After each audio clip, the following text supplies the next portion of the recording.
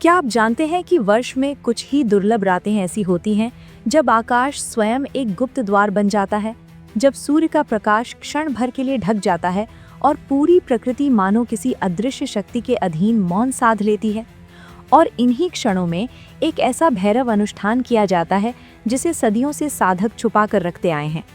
आज की इस लंबी और गहन यात्रा में हम प्रवेश करेंगे भूल चुके भैरव अनुष्ठान के रहस्य में। एक ऐसा अनुष्ठान जो केवल सूर्य ग्रहण की रातों में किया जाता है, जिसके बारे में बहुत कम लोग जानते हैं और जो साधक के भीतर छिपे भय, भ्रम, कर्म और मानसिक बंधनों को तोड़ने की क्षमता रखता है। कल्पना कीजिए एक साधारण व्यक्ति की।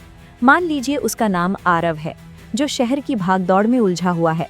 नौकरी का दबाव, आर्थिक असुरक्षा, रिश्तों में दूरी और भीतर एक अनजाना डर जो उसे रातों में जगाए रखता है। वो मंदिर भी जाता है, मंत्र भी सुनता है, पर भीतर की घुटन कम नहीं होती। और एक दिन उसे पता चलता है कि सूर्य ग्रहण आने वाला है और उसके गुरु समान एक वृद्ध साधक उसे बताते हैं कि ये केवल खगोलीय घटना नहीं, बल्कि चेतना का द्वार है। जब सूर्य, जो आत्मा का प्रतीक है, क्षणिक रूप से ढक जाता है और हमें अपने अंधकार से साक्षात्कार का अवसर देता है। और इसी समय भैरव, जो काल के स्वामी हैं, भय के भंजन हैं और चेतना के प्रहरी हैं, सबसे अधिक सक्रिय माने जाते हैं। सनातन परंपरा में भैरव केवल उग्र रूप नहीं, बल्कि वो शक्ति हैं जो भ्रम को काटती है, जो झूठी पहचान को तोड़ती है, जो अहंकार के आवरण को हटाती है।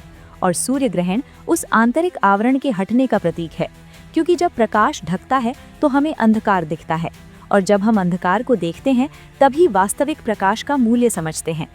इस भूले हुए भैरव अनुष्ठान की जड़ें तांत्रिक परंपराओं में बताई जाती हैं, जहां साधक ग्रहण के समय उपवास रखते, मौन साधते और अपने भीतर के भय, जैसे असफलता का डर, अकेलेपन का डर, मृत्यु का डर, इन सब को एक एक करके स्वीकार करते हुए भैरव मंत्र का जप करते। विशेष रूप से ओम काल भैरवाय नमः या ओम ह्रीम बटुकाय आपद उद्धारणाय कुरु कुरु बटुकाय ह्रीम ओम स्वाहा जैसे मंत्रों का उच्चारण ग्रहण के आरंभ से अंत तक निरंतर करते, क्योंकि ये समय ऊर्जा की तीव्रता का माना गया है, जब मन सामान्य से अधिक संवेदनशील और ग्रहणशील होता है। आरव भी अपने गुरु के मार्गदर्शन में ये तैयारी करता है। ग्रहण से पहले स्नान, शुद्ध वस्त्र, एक दीपक, सरसों के तेल का दीपक, काले तिल, जल का पात्र और एक शांत स्थान। और जैसे ही ग्रहण आरंभ होता है, शहर का शोर कम हो जाता है, पक्षी विचलित हो जाते हैं, वातावरण में एक अनजानी ठंडक घुल जाती है और आरव महसूस करता है कि बाहर का अंधकार उसके भीतर के अंधकार को छू रहा है। वो जप आरंभ करता है। शुरुआत में मन भटकता है, डर आता है, पुराने स्मृति दृश्य उभरते हैं, बचपन की असफलताएं, रिश्तों की टूटन, अपमान के क्षण। पर गुरु ने कहा था कि यही असली अनुष्ठान है। मंत्र तो केवल साधन है, असली साधना है उन भावनाओं से भागे बिना उन्हें देखना। और जैसे जैसे सूर्य और अधिक ढकता है, आरव की आंखों से आंसू बहने लगते हैं। वो पहली बार अपने भय को दबाने के बजाय स्वीकार कर रहा है, और भैरव की ऊर्जा, जिसे वो पहले केवल मूर्ति में देखता था, अब उसे अपने भीतर जागृत शक्ति के रूप में महसूस होने लगती है। क्योंकि भैरव का अर्थ ही है भय का रक्षक नहीं, बल्कि भय का भंजन करने वाला, जो हमें हमारी सीमाओं से मुक्त करता है। ये अनुष्ठान किसी बाहरी चमत्कार के लिए नहीं, बल्कि भीतर के परिवर्तन के लिए था। और जैसे ही ग्रहण समाप्ति की ओर बढ़ता है, सूर्य की पहली किरण लौटती है। आरव महसूस करता है कि कुछ हल्का हो गया है, कोई अदृश्य बोझ उतर गया है, और वो समझता है कि ग्रहण ने सूर्य को नहीं निगला था, वो केवल क्षणिक आवरण था। जैसे उसकी जीवन की समस्याएं स्थायी नहीं थी, वे भी अस्थायी आवरण ही थीं। यही इस भूले हुए भैरव अनुष्ठान का सार है, ग्रहण के अंधकार में अपने अंधकार का सामना करना, भैरव मंत्र के कंपन से भीतर की जड़ता को तोड़ना और ग्रहण के अंत के साथ एक नई शुरुआत का संकल्प लेना। शास्त्रों में कहा गया है कि ग्रहण काल में किया गया जप सामान्य समय से कई गुना फलदायी होता है, क्योंकि उस समय मन की परतें पतली हो जाती हैं, अवचेतन अधिक खुला होता है और ऊर्जा का प्रवाह तीव्र होता है। इसलिए साधक इस अवसर को व्यर्थ नहीं जाने देते थे। वे इसे आत्मशुद्धि का पर्व मानते थे, न कि केवल भय का समय। दुर्भाग्य से आधुनिक युग में हमने ग्रहण को या तो अंधविश्वास से जोड़ दिया या केवल वैज्ञानिक घटना मानकर उसके आंतरिक प्रतीक को भूल गए। परंतु सनातन दृष्टि दोनों को साथ लेकर चलती है। विज्ञान बताता है कि ये खगोलीय घटना है और आध्यात्मिक दृष्टि बताती है कि ये चेतना का अवसर है। और भैरव अनुष्ठान हमें सिखाता है कि जीवन के हर ग्रहण, चाहे वो नौकरी खोना हो, बीमारी हो, रिश्ते का टूटना हो, इन सब में एक छिपा हुआ आंतरिक अनुष्ठान संभव है। यदि हम भागने के बजाय ठहर कर उसका सामना करें। आरव की कहानी हर उस व्यक्ति की कहानी है जो रात में छत को देखता हुआ सोचता है कि उसका जीवन क्यों अंधकार में है, और भैरव की ऊर्जा उसे याद दिलाती है कि अंधकार दुश्मन नहीं, शिक्षक है। इस अनुष्ठान में कुछ परंपराएं विशेष सामग्री का उपयोग भी बताती हैं। काले तिल अग्नि में अर्पित करना, सरसों के तेल का दीपक जलाकर काल भैरव का ध्यान करना और ग्रहण समाप्ति पर स्नान कर दान देना, क्योंकि दान का अर्थ है भीतर की आसक्ति का त्याग और स्नान का अर्थ है नए संकल्प के साथ पुनर्जन्म। परंतु सबसे महत्वपूर्ण है मानसिक स्थिति।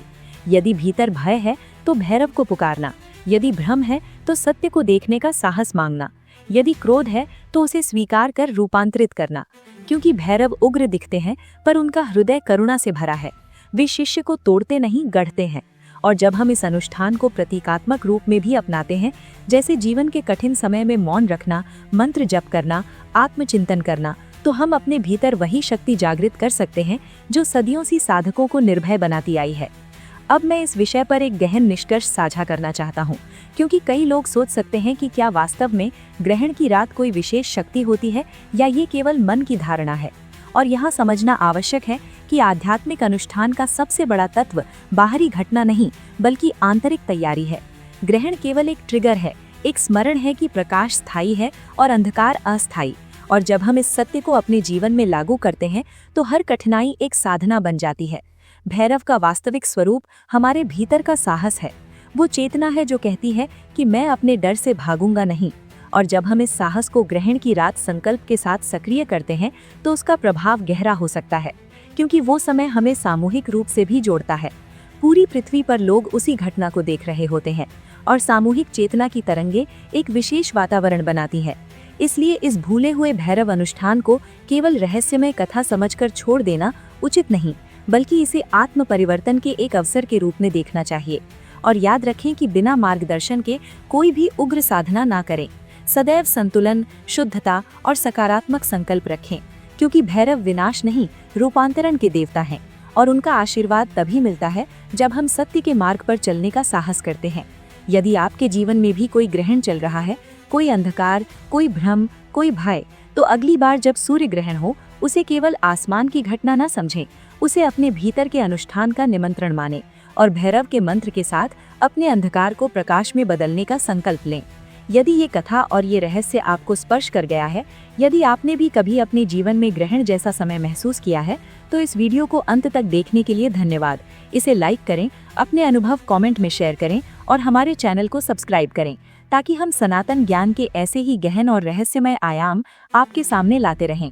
क्योंकि अगली बार जब आकाश में ग्रहण लगेगा, शायद वो केवल सूर्य का नहीं, आपके जीवन के अंधकार का अंत भी हो।